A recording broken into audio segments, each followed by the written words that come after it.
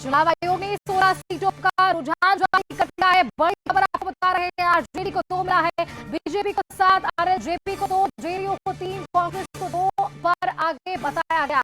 तो ये बड़ी खबर अब अपने दर्शकों तक बताएं कि चुनाव आयोग ने 16 सीटों का रुझान जारी किया और पूरी सीटों पर आप देखेंगे तो सबसे आगे फिलहाल बीजेपी और उसके बाद जेडीयू को 3 और आरजेडी को भी जो है वो सीटें मिलती हुई नजर आ पा रही है। कांग्रेस को 2 सीटें हैं, जेडीयू को 3 सीटें मिल रही है। तो रश्मि हमारे साथ हमारी सहयोगी लगातार बनी हुई है। रश्मि, कुछ सीटों पर चुनाव आयोग की तरफ से जानकारी दे दी गई, 16 सीटों का रुझान सामने आया। बीजेपी 16 सीटों पर जो रुझान पहले आई है उस पर बढ़त बनाई हुई है। 7 बीजेपी को है, आरजेडी को 2, जेडीयू को 3 और कांग्रेस को भी 2। तो यानी कि पहले बीजेपी, फिर जेडीयू, फिर आरजेडी और उसके बाद कांग्रेस, ये आंकड़े बता रहे हैं रश्मि।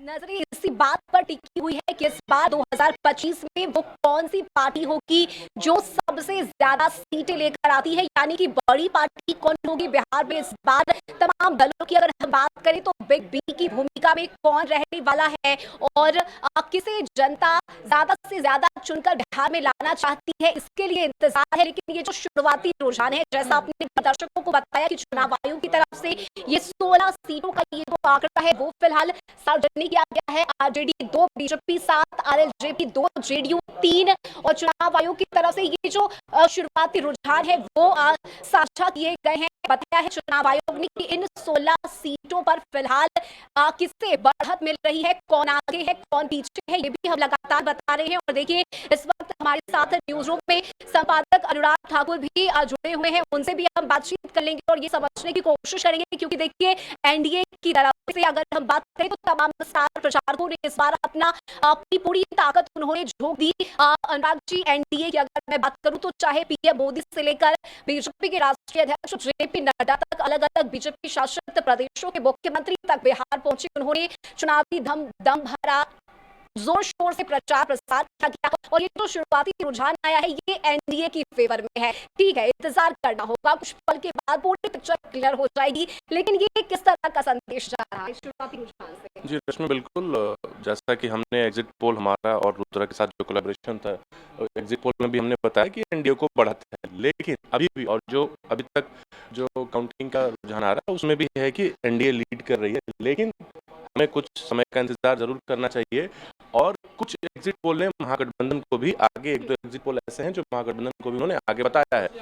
और तेजस्वी कल भी उन्होंने प्रेस कॉन्फ्रेंस किया था, परसों भी किया था, कल उन्होंने रात में अपने घर पे बैठक बुलाई थी और वो दावा कर रहे हैं कि सरकार महागठबंधन बना रही है।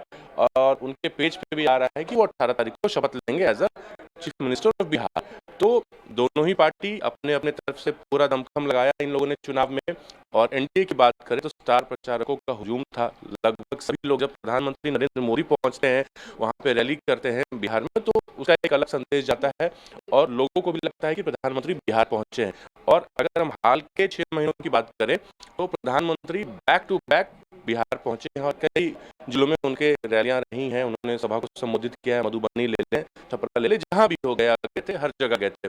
वहीं महागठबंधन की बात करें तो राहुल गांधी ने इलेक्शन के पहले जो अपनी यात्रा निकाली थी वो, उसका काफी इम्पैक्ट पड़ा था, लोग कनेक्ट हो रहे थे। लेकिन उसके बाद राहुल गांधी अचानक से गायब हो गए।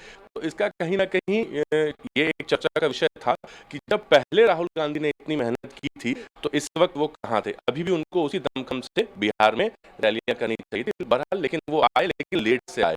अब देखने वाली बात ये होगी कि किसका पलड़ा भारी है। और राहुल गांधी के यात्रा का बिल्कुल रश्मि, देखिए ये तमाम जो चर्चाएं हैं वो लंबी है क्योंकि मुद्दों को समझना बेहद दिलचस्प है। और बिहार का ये पूरा चुनाव हमने देखा। संपादक अनुराग ठाकुर का भी बेहद शुक्रिया, वो जुड़े हमारे साथ, उन्होंने मुद्दों पर बातचीत की है। देखिए, इस बीच रश्मि, एक और बड़ी खबर सामने आ रही है। बेगूसराय जिले की सीटों का ताजा रुझान सामने आ पा रहा है।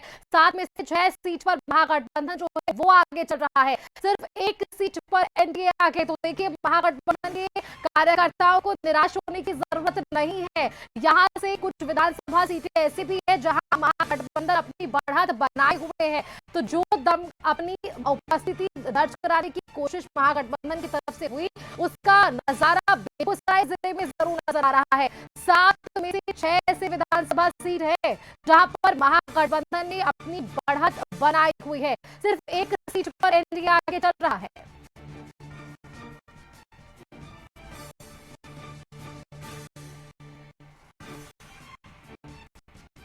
तो देखिए, गोपालगंज जिले की सीटों का भी रुझान सामने आने लगा है। बैकुंठपुर से बीजेपी के मिथिलेश तिवारी आगे चल रहे हैं। ये जानकारी पल पल की अपडेट आप तक हम साझा कर रहे हैं। कुछ हाईकोर्ट से जेडीयू के अमरेंद्र पांडे इस वक्त अपनी बढ़त बनाए हुए हैं। तो गोपालगंज जिलों के भी ताजा रुझान हम आपको बता रहे हैं। नमो नारायण हमारे संवाददाता फोन लाइन पर जुड़े हुए हैं।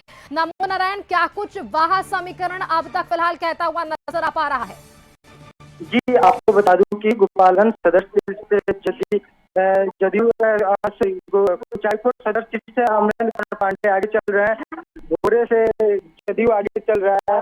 बैकुंठपुर से भाजपा आगे चल रही है। सदर सीट से आपकी कांग्रेस आगे चल रहा है। तमाम मतगणना का रुझान आ रही है, जैसे जैसे आए उससे अपडेट किया जा रहा है। ठीक है, आप नजर बनाकर रखिएगा। नमो नारायण, अपडेट्स लगातार ले शुक्रिया फिलहाल के लिए आप हमारे साथ जुड़ने के लिए। तो गोपालगंज जिलों के ये रुझान हम आपको बता रहे थे और अब देखिए जो रुझान सामने आ रहे हैं वो एक एक का सामने